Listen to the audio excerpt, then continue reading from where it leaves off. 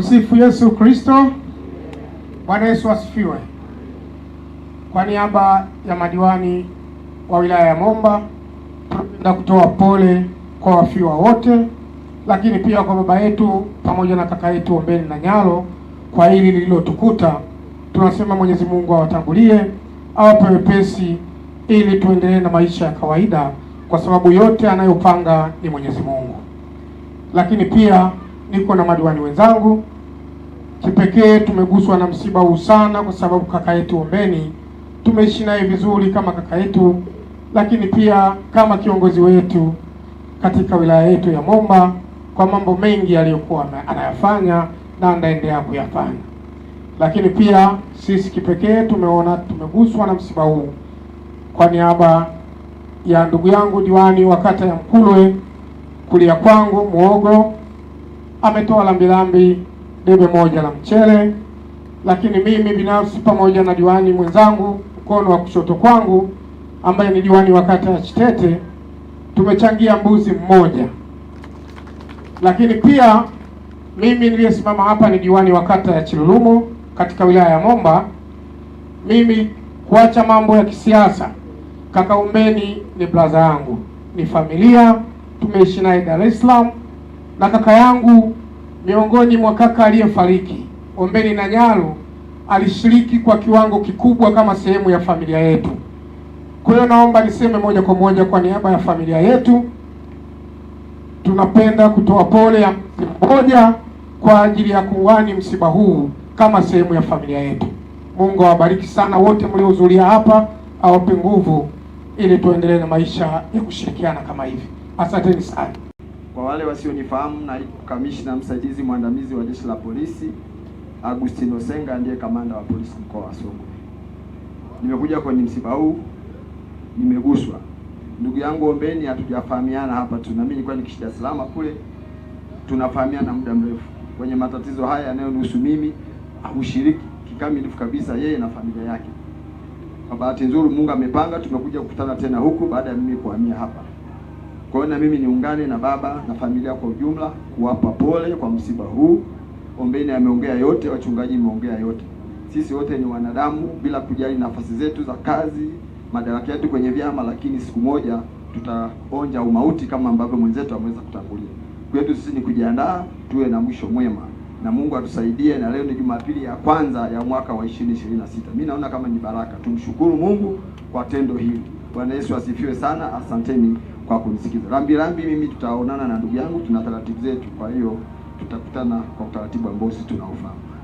Pia ndugu yangu mimi, kabla sijasahau, amekuwa ni mdau mkubwa sana wa Jeshi la Polisi mkoa wa Songwe. Kwa hiyo tukiachilia mahusiano yetu binafsi, lakini pia na ofisi yetu amekuwa ni mdau mkubwa sana. Tunakushukuru sana na Mungu akubariki sana. Bwana Yesu asifiwe. Poleni wafiwa. Kwanza nichukue nafasi kupongeza kwa neno ambalo umelitoa. Umetukumbusha mambo mengi sana, namna kujiandaa, lakini sisi wanadamu mara nyingi tunajisahau. Tunakumbuka tu pale mwenzetu aliyetangulia, na sisi tunaangalia ndipo tunakumbuka kwamba kuna kifo kipo. Baba Nanyaro, nikupe pole sana na wewe kwa kuondokewa na kijana wako, lakini pole nyingi zimwendee kaka mtu ambaye ni Ombeni na Nyaro, ndugu yetu. Amempoteza ndugu yake Geoffrey. Leo tunakwenda kumsindikiza kwenye nyumba yake ya milele, lakini siku mbili zilizopita ndipo alipoaga dunia mwenzetu. Sasa nataka kusema nini? Ndugu zangu, tuendelee kujiandaa. Kila mtu ana namna yake ya kuondoka katika dunia hii. Upende usipende, lazima uondoke. Unaondoka na namna gani? Hiyo Mwenyezi Mungu aliyekuleta duniani, yeye ndo anayejua. Manake Mungu ahojiwi kwamba kwa nini leo umemchukua Geoffrey. Sasa utamuuliza maswali aliyemleta Geoffrey. Yeye ameamua mchukue, kamchukua. Huna sababu ya kuendelea kumhoji. Nini nataka kuzungumza tena kingine?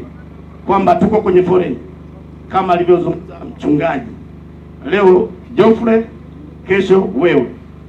Kubwa ni kuendelea kumwomba Mwenyezi Mungu kwamba Mungu, sasa baada ya Geoffrey leo kuondoka, nani anafuata? Mimi binafsi ya moyo wangu naendelea kumwomba Mwenyezi Mungu, kwa sababu tuko kwenye foleni, nisiwe karibu ya foleni hii, mimi niachwe nyuma tu, ili niendelee kuwasindikiza wenzangu, niendelee kuona mengi. Mchungaji, ukweli ndio huo, kila mtu atajiridia nafsi yake. Baada ya maneno haya mafupi kabisa, mimi naomba nitoe rambirambi yangu binafsi kwa mfiwa mwenzangu ambaye ni Ombeni na Nyalo, ili angalau kidogo aendelee kupunguza majonzi, japo haiwezi kuondolea kitu rambirambi hii. Nipende kutoa pole sana kwa waombolezaji wote, sana sana familia ya kina Nanyaro. Nawapa pole sana ndugu zangu, poleni kwa msiba huu. Wote ambao mko hapa nawapa pole sana. Mimi binafsi naitwa Mwalimu Onesimo Mkondia, nimefiwa na mwananchi wangu huyu, lakini mahali hapa nitambua uwepo wa RPC wetu pale ambapo yupo, namuona yuko pale. Asante sana RPC wetu, lakini nitambua uwepo mwenyekiti wetu wa Chama cha Mapinduzi wilaya Momba.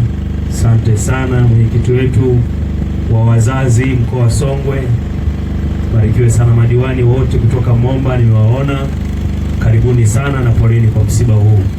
Sikuwepo, nilikuwa mbali kwenye shida hizi, lakini nikaona hapana, ngoja nikimbie niweze kuungana na ninyi kwa ajili ya maombolezo ya msiba huu. Lakini nimeongozana makatibu wangu, naomba mpunge mkono watu wafahamu hapo. Njoo sogea hapo. Hawafahamu vizuri. Haya. Yule nyuma yule ndio katibu na huyu ndiye msaidizi. Lakini nikupe pole sana mwenyekiti wetu wa kitongoji. Leo na misiba miwili, ulinipa taarifa na nikitoka hapa pia nitafika na huko. Nakupa pole sana. Asante sana. Sina mengi, nashukuru sana kwa nafasi hii. Mambo yote nitakayoendelea kumkumbuka mdogo wangu, hakuwahi kuwa na tamaa. Hata kama mimi nina vingi kiasi gani nikampa kimoja, alikuwa anaridhika. Na tulipotaka kumzidishia tufanane naye, tuliona kabisa tunamkimbiza, kumpunguzia umri wake wa kuishi. Tulimchukua, mimi binafsi nilimchukua, nilimtoa hapa Mloo, nikamwambia baba, mimi nitamlea. Na nikasema nitamlea kwa kufanana na maisha yangu mimi. Nilijitahidi nikamfikisha viwango nilivyofika navyo. Na hakuwahi kuwa mtu mwenye kinyongo wala mtu wa kulaumu. Jambo lolote alikuwa anaridhika. Lakini kwa bahati mbaya mimi nimekutana na Geoffrey akiwa na umri wa miaka 19. Wakati huo tayari akiwa pombe zimeshajaa mwilini mwake. Kwa hiyo kule Dar es Salaam nilimwekea ratiba ya kunywa pombe.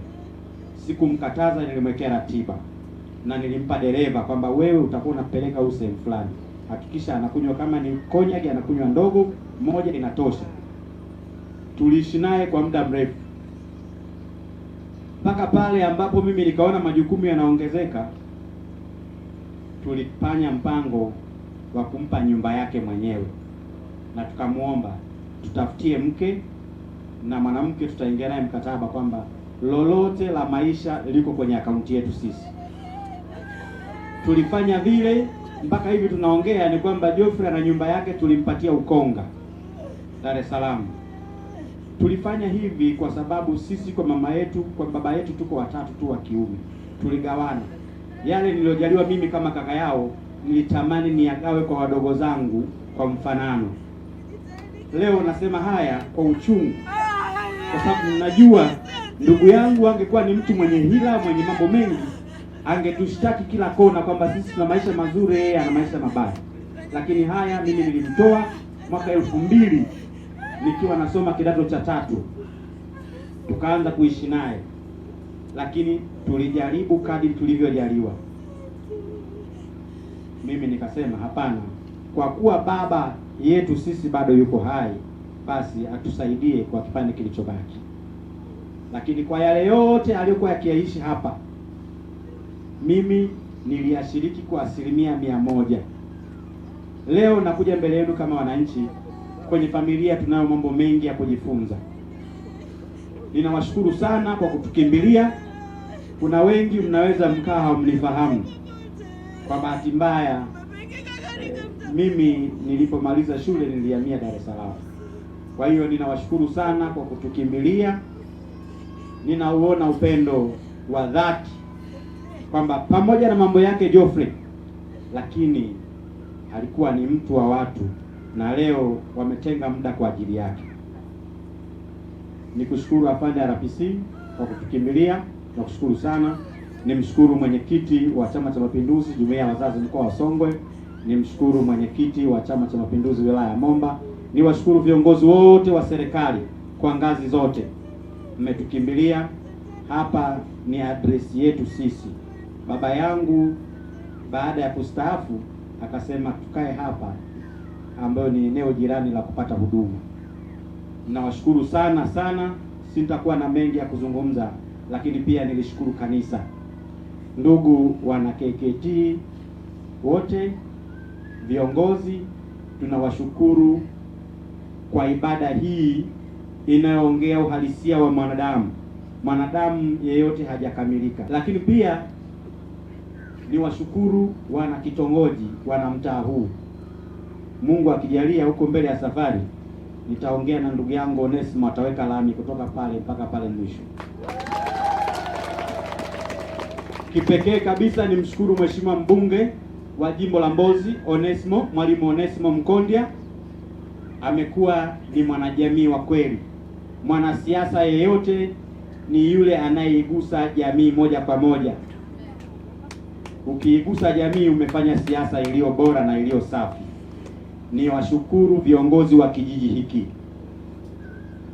Niwaambie tu viongozi wa kijiji, kama kuna swala la ujenzi wa ofisi ya kijiji, naomba na mimi nitakuwa mwana kijiji kwa niaba ya baba yangu. Nawashukuru sana sana. Mungu awabariki kwa kutukimbilia. Asanteni sana.